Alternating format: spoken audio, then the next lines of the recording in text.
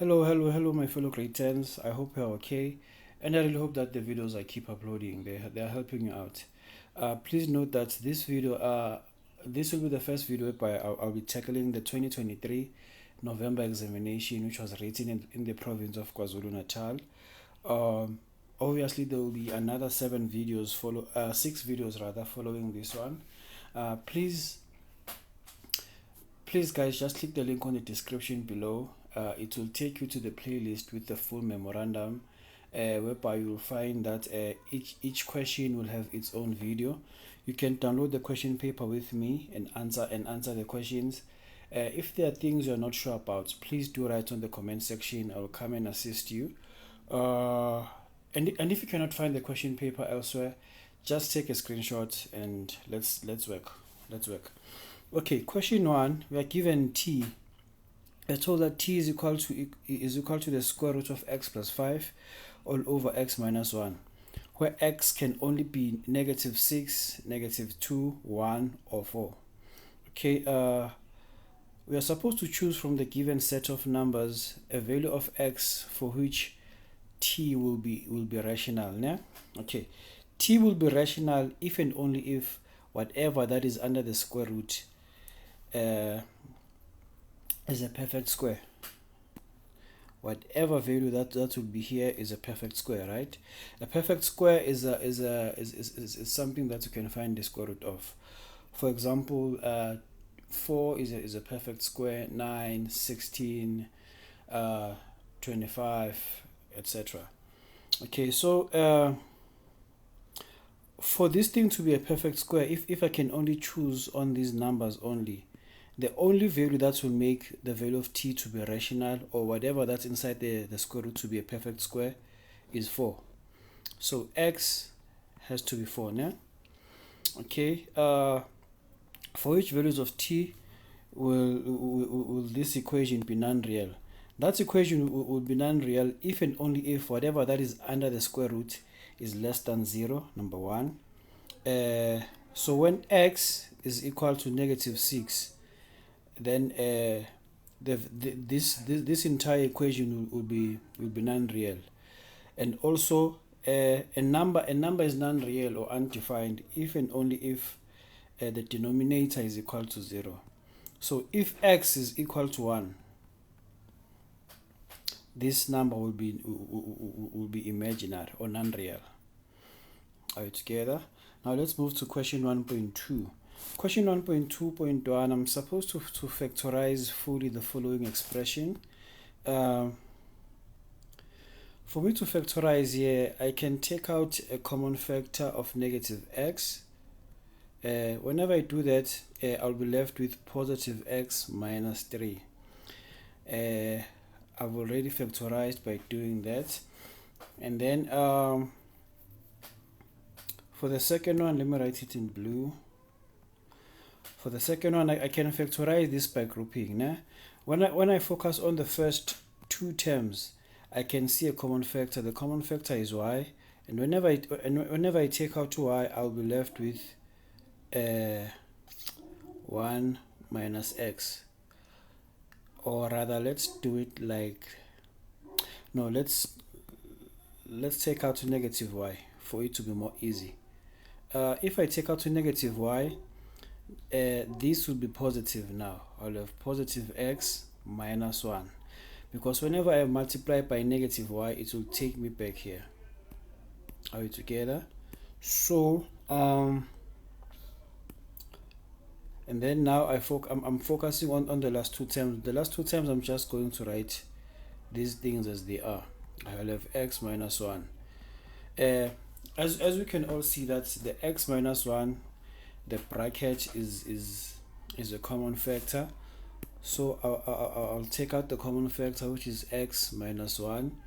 Whenever I take out the common factor, I will be left with minus y plus 1. But this thing can be just written as 1 minus y.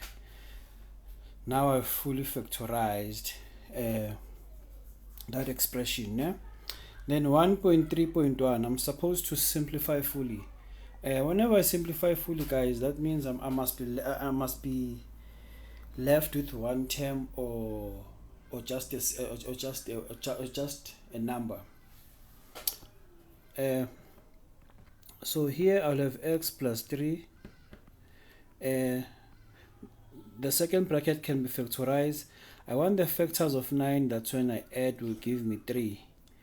There are no factors of 9 that when I add will give me 3.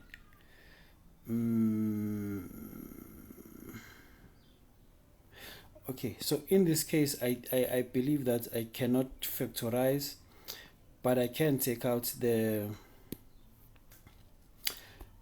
I can just multiply out the brackets. I'll simply have x cubed minus 3x squared plus 9x. Please note that every term that is in the first bracket will multiply each and every term on the second bracket. Are you together? I just did that for x. Now let me do it for 9, for 3 rather. I will have positive 3x squared minus 9x plus 27. So this is equal to x cubed plus 27. Why am I saying that? Because the negative 3x squared and the positive 3x squared will cancel one another, and the 9x and the negative 9x will also cancel one another. That's how you factorize this. Okay, now let's go to...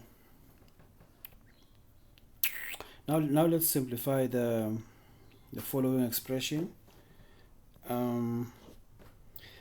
I have a common factor there at the top. My common factor is x, and then I'll be left with x squared plus x plus 1 all over. For me to factorize difference of cubes, I just need to open two brackets like this, and then I'll have the cube root of the first term is x, the cube root of the second term is negative 1. After finding the first bracket, it will be easier for me to move forward, because I know that for me to find the first term in the second bracket, I just need to square this term. I'll simply get x squared. For me to find the last term, I just need to square this term. I'll get to plus 1. And then for the middle term, I just need to multiply these two and then change their sign. Whenever I multiply the two, I'll get negative x, but whenever I change the sign, I'll get positive x. Are we together? Okay, and then now let's move to the second one. I'll have 2x plus 2. I can take out the common factor of 2. I'll be left with x plus 1 all over. There at the bottom, I have a difference of 2 squares, which is easy to factorize. I can simply say 1 minus x, 1 plus x. And then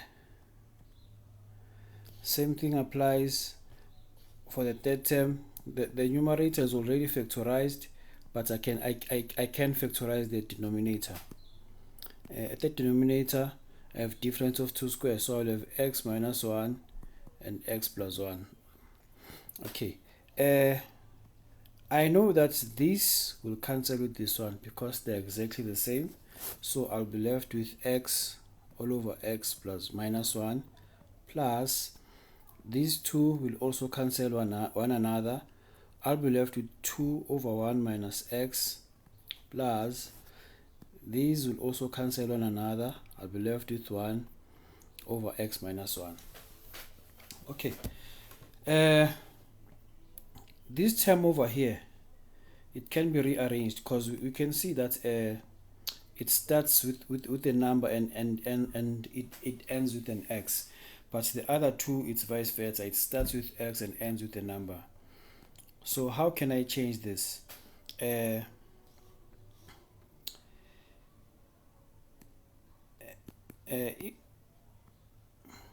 If I can take out negative like this, or rather let me just not skip the steps and write everything. I'll have x over x minus 1 plus 2 all over negative x minus 1 plus 1 over x minus 1. That is equal to, Whenever you're dividing two things, guys, and one of them is positive and the other is negative, the entire number will be negative. So this sign over here, I'll simply have a negative like this, because I'm dividing a positive number with a negative number. So that's what I will have there. And then now it will be easy for me to add the fractions because I have the same denominator. So all I need to do is to just focus on the numerators. I will have x minus 2, plus 1. This will be equal to x minus 1 all over x minus 1, and the final answer will be 1. So this will give me an answer of 1 whenever I simplify it fully. Okay, now let's move to 1.3.3. Guys, you can just pause the video if you feel like I'm moving too fast. What's nice about YouTube is that you can pause the video and analyze what I've written. If you still don't understand, please do ask. I will definitely come and assist you. Okay, 1.1.3. I'm given exponents there. Yeah? Let me write it on the side here. I'll have 10 to the power 2x plus 3 multiplied by 4 to the power 1 minus x all over 25 to the power 2 plus x. Okay, I can change these numbers and try to make them have the same basis altogether. 10 is a number which can be written as 5 multiplied by 2, and I'll still have 2 to the power 2 to the power 2x plus 3 multiplied by 4 can be written as 2 squared, and I'll have 1 minus x over there. And then at the denominator of 25 can be written as 5 squared. I still have the exponent of 2 plus x. Are we together? So in this case, guys, I can use the exponential rule that simply says that powers and exponents multiply one another. So if I have a power there, the power will affect everything inside the bracket. Are we together? So I would end up having 5 to the power 2x plus 3 multiplied by 2 to the power 2x plus 3 multiplied by 2 to the power 2 minus 2x, because the 2 will multiply both the terms. Now this is all over 5 to the power 4 plus 2x. Okay, I simply have 5 to the power 2x plus 3 minus, remember that whenever you're dividing bases that are the same, you must just subtract the exponents. Take one base, subtract the exponents. I'm subtracting the sum of 4 plus 2x, and then I'll have 2 to the power 2x plus 3. Since these are multiplying one another and they're of the same basis, I'll just take one base and add the exponents. So I'll say plus 2 minus 2x. So this will give me 5 to the power 2x plus 3 minus 4 minus 2 multiplied by the 2x and the negative 2x will subtract one another. I'll be left with 2 to the power 5. Okay, and then here the 2x and the negative 2x will subtract one another as well. I'll be left with 5 to the power negative 1 multiplied by 2 to the power 5. So this will end up giving me 2 to the power 5 all over 5, which is just 32 all over 5. So this will give me 32 over 5. That's how, guys, you're supposed to simplify that.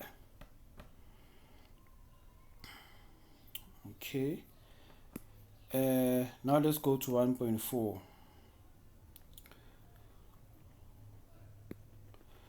1.4. I'm supposed to determine the numerical value of 3x plus y all squared. If it is given that 9x squared plus y squared is 12 and xy is equal to negative 3. Okay, I must determine the value of 3x plus y all squared, right? So this thing is the same as me multiplying two brackets, 3x, y, and y.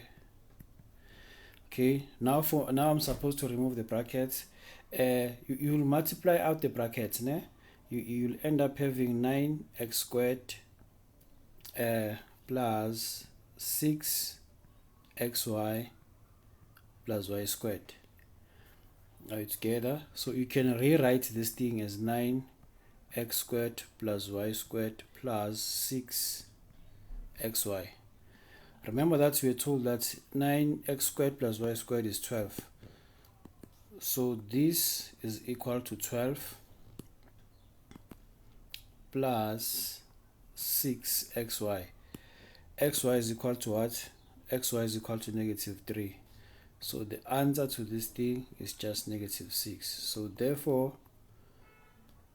3x plus y all squared is equal to negative 6. That's how, guys, you could have dealt with question 1. Please, guys, stay tuned. Question 2 is on its way.